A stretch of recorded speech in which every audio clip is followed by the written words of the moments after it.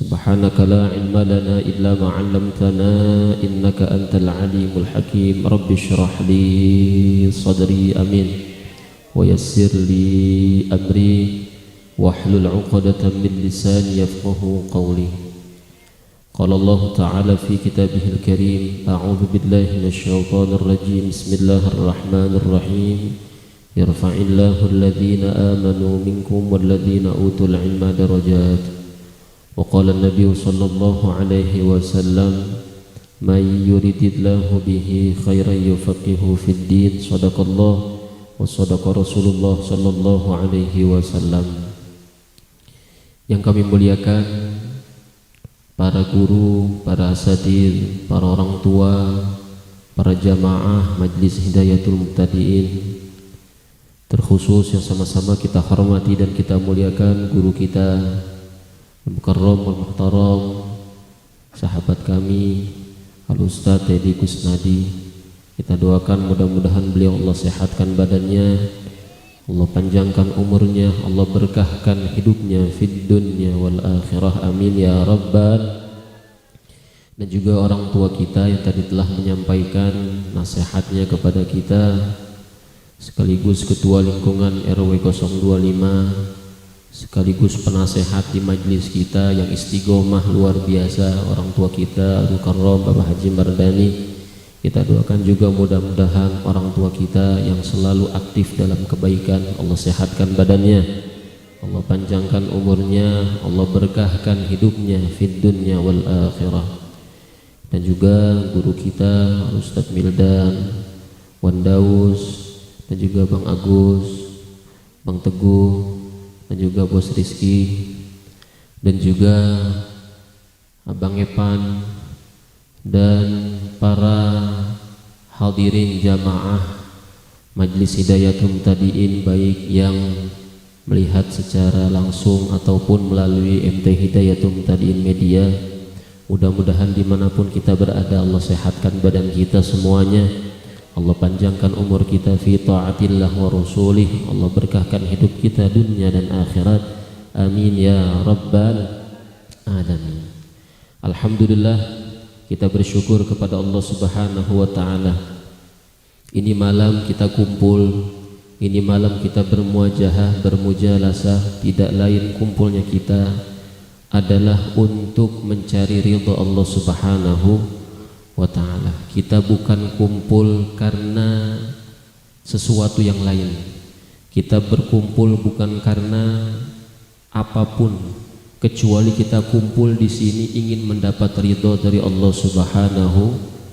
Insya Allah kalau kita niatnya lillahi ta'ala hadir di majlis, maka kita akan mendapatkan keberkahan dari Allah Subhanahu wa ta'ala. Kata Al-Imam Hatim Al-Asram, beliau mengatakan man sarafa arba'an ila arba'in wajada al-jannah. Siapa orang yang bisa memalingkan 4 perkara kepada 4 perkara, maka tempatnya besok di surganya Allah Subhanahu wa ta'ala. Apa yang pertama yang harus dia palingkan agar mendapatkan surga dari Allah? Kata Imam Hatim Al-Asam, yang pertama an-naumu ilal qabr, tidur sampai nanti ke liang kubur. Maksudnya apa? Orang yang bisa meninggalkan kenikmatan tidur di dunia untuk mendapatkan kenikmatan tidur di alam kubur dengan apa? Amal soleh. Orang bisa nyenyak tidur karena fasilitas, bantalnya enak, ruangannya ber-AC, benar? Itu ketika hidup di dunia. Kita pasti ingin merasakan tidur yang nyenyak. Walaupun kalau orang udah ngantuk tidur di mana BG, enak aja deh ya. Orang kalau udah ngantuk di motornya bisa tidur. Lagi bawa motor tuh kita, belum ngantuk banget lah, bisa kelihap begitu. Ya, karena udah sama kayak kalau bahasa orang tua kita, makan mah kalau udah lapar apa ge enak. Ya, masuk apa aja deh. Kan yang bikin makan enak itu karena ente kenyang banget nih, dikasih makanan yang enak, udah kagak nafsu deh.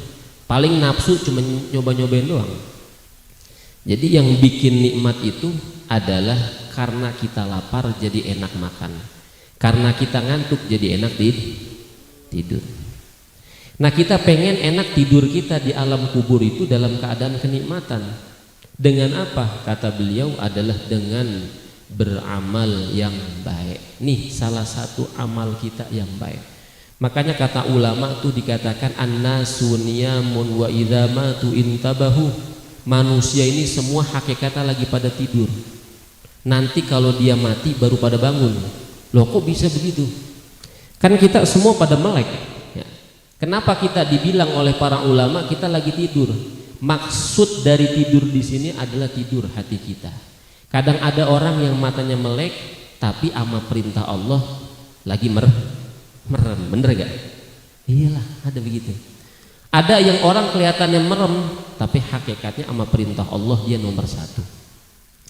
Makanya kebanyakan manusia ini nanti ketika dia sudah dipanggil oleh Allah Subhanahu wa taala baru dia sadar, oh ya Allah, dulu hadir di majlis pahalanya sangat besar. Oh, dulu sedekah yang kita keluarkan dilipat gandakan sekian. Makanya ada sebuah hadis, ma min 'abdin yamutu illa nadimah. Qalu wa ma nadatmatuhu ya Rasulullah. Qala in kana muhsinan nadima alla yakuna izdadah wa in kana musian nadima alla yakuna nazah. Ini hadis sering banget disampaikan sama guru kita Ustaz Akib. Ya. Ini Ustaz Akib nih saya dulu ngintilin kemana-mana. Ini hadis termasuk populer beliau nih. Ma min 'abdin yamutu illa nadima. Tidak ada seorang hamba kecuali nanti ketika dia meninggal dalam keadaan menyesal. Sahabat nanya, ya Rasulullah, qalu wa ma nadamatu ya Rasulullah? Nyesel ngapa ya Rasulullah? Kata Rasulullah, in kana muhsinan nadima alla yakuna nazana. Dia menyesal yang pertama ketika dia menjadi orang baik, kenapa kebaikan yang dia lakukan di dunia tidak dia tambahkan. Orang yang baik yang ketika dia melakukan kebaikan di dunia itu aja masih nyesel. Nyesel kenapa? Kenapa kebaikan yang dia lakukan tidak dia tambahkan. Nyesel tuh orang baik karena kebaikannya kurang kata dia.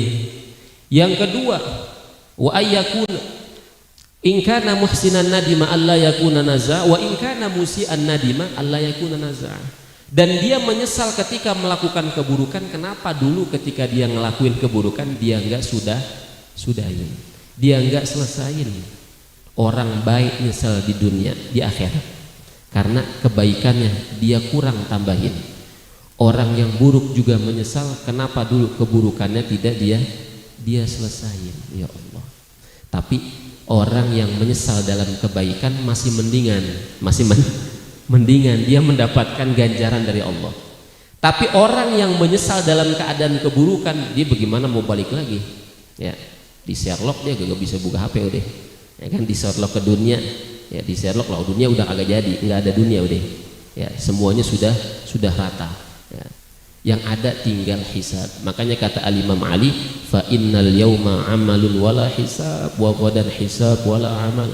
Sekarang hari ini yang ada cuman amal doang, nggak ada hisab, nggak ada perhitungan. Besok nanti di yaumil qiyamah yang ada cuman hisab, cuman perhitungan dari Allah, nggak ada amal. Kita mau balik kemana lagi deh? Kalau udah sampai ke akhirat, kira-kira ada nggak yang bisa balik? Nggak ada. Ya.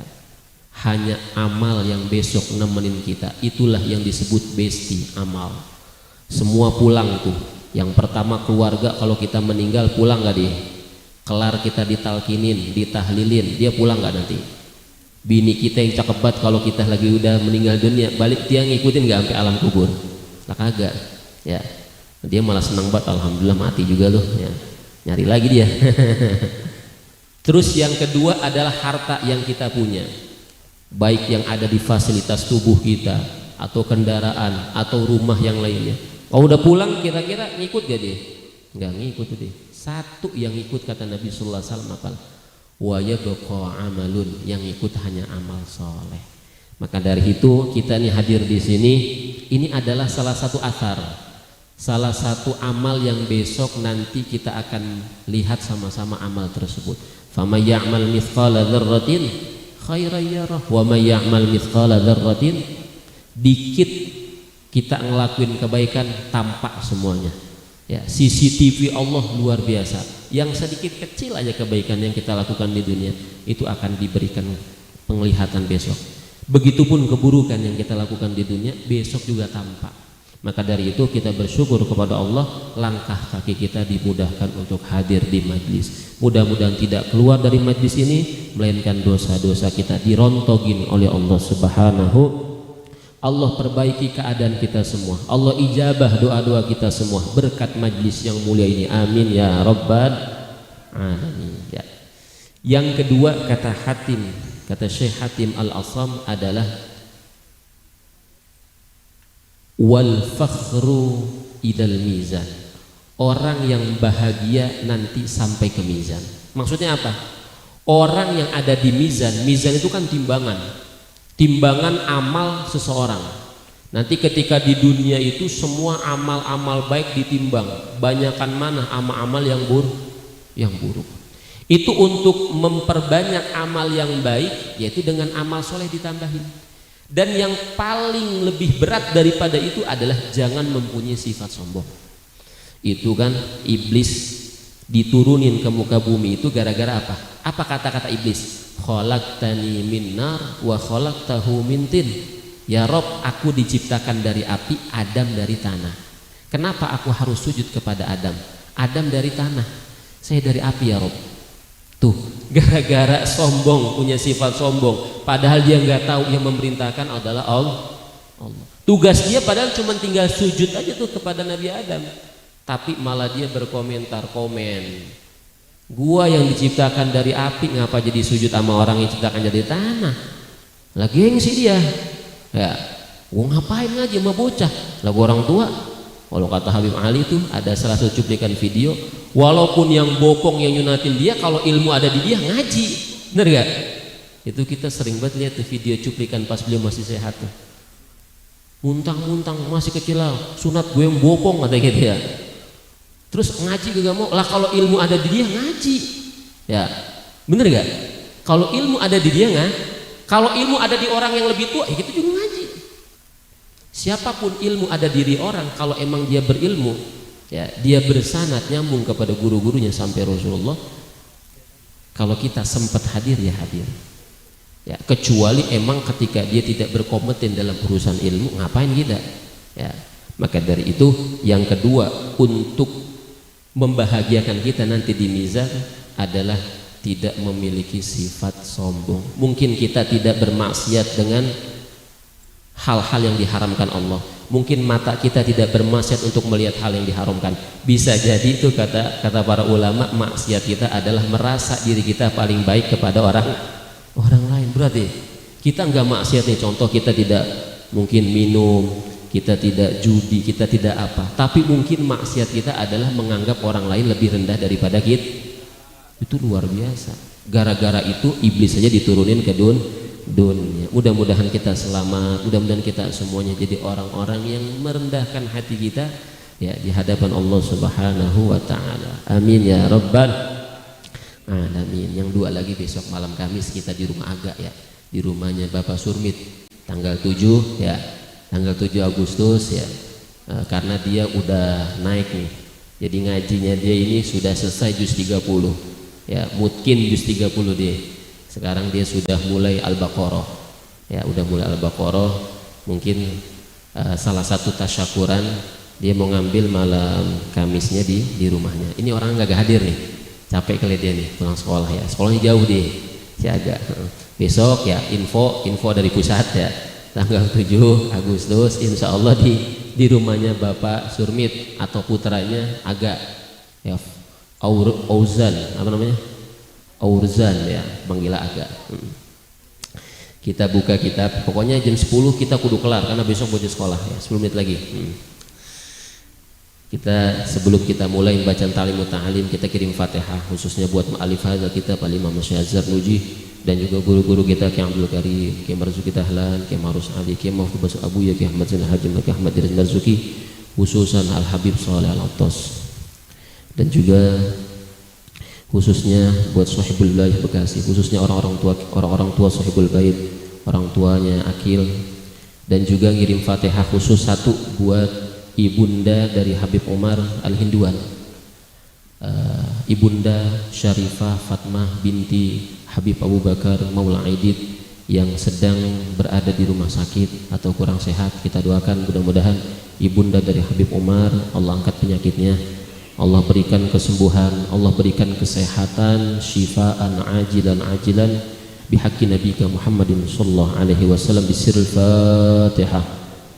A'udzu billahi minasyaitonir rajim. Bismillahirrahmanirrahim. Alhamdulillahirabbil alamin arrahmanir rahim maliki yaumiddin. Iyyaka na'budu wa iyyaka nasta'in. Shiratal mustaqim.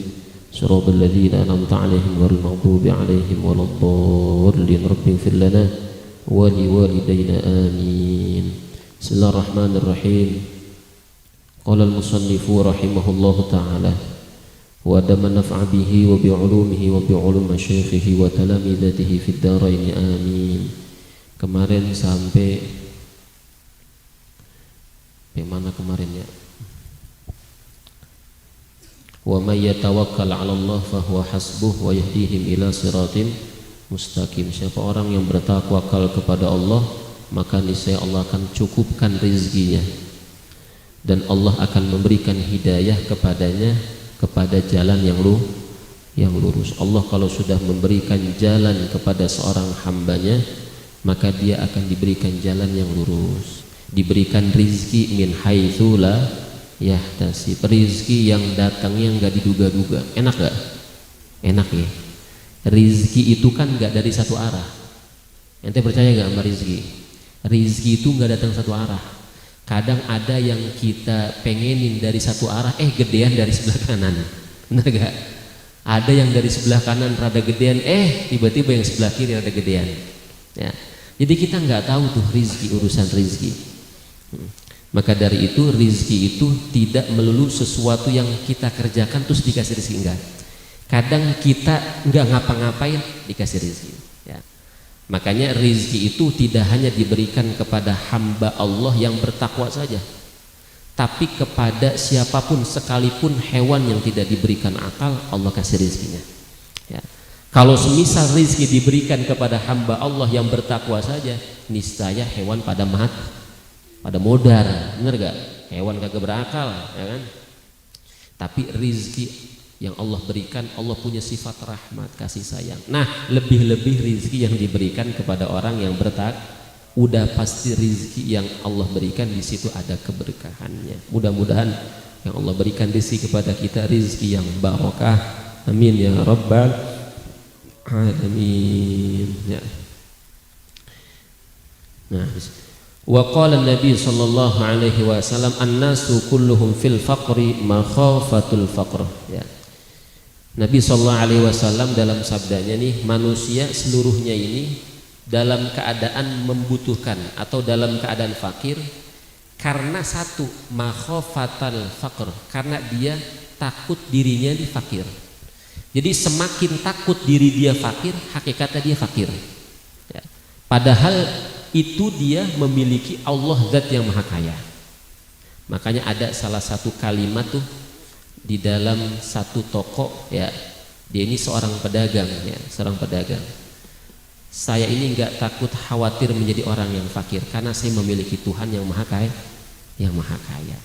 Makanya ana inda dhanni abdi bih, kata Allah dalam hadis qudsinya, aku ini tergantung prasangka hambaku. Kalau prasangka hambaku baik kepada aku, maka aku akan baik kepadanya. Tapi kalau udah prasangka dia kepada Tuhannya, kepada Allah sudah buruk, urusan rezeki dia anggap Allah mah pilih kasih, Allah mah ngasihnya yang sebelah sono gitu kan, dan lain-lain. Begitupun Allah berbuat kepada hamba tersebut sesuai dengan prasangkanya. Maka prasangka ini jadi modal ukuran kita. Jangan sampai kita punya prasangka sama Tuhan yang menciptakan kita, yang ngasih nikmat banyak, kita udah putus asa.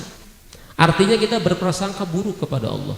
Padahal hakikatnya Allah itu baik sama kita. Ya. Bisa saja Allah tahan tuh rizki kita. Mungkin kalau kita diberikan rizki yang rada banyak, itu kita alokasikan untuk hal-hal yang gak baik. Bisa jadi kan gitu ya.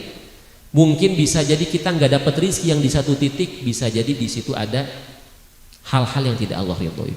Pokoknya selalulah berhusnudzon kepada Allah Subhanahu wa ta'ala. Orang kalau udah husnudzon sama Allah, insya Allah wa may yatawakkal 'ala Allah fa huwa hasbuh, Allah akan berikan kecukupan urusan rizkinya, keluarganya dan lain sebagainya. Kuncinya adalah jangan pernah merasa diri kita fakir, karena kita punya Tuhan yang maha kaya. Kita bilang, ya Rob, saya ini orang kaya, ya saya ini orang yang cukup dalam urusan rezeki. Saya pengen berikan kecukupan rezeki saya buat keluarga saya, buat orang tua saya, buat orang yang saya sayangi. Insya Allah kalau udah niatnya begitu, nyari kerjanya, insya Allah Allah kasih rezeki yang baik-baik itu. Amin ya Rabbal.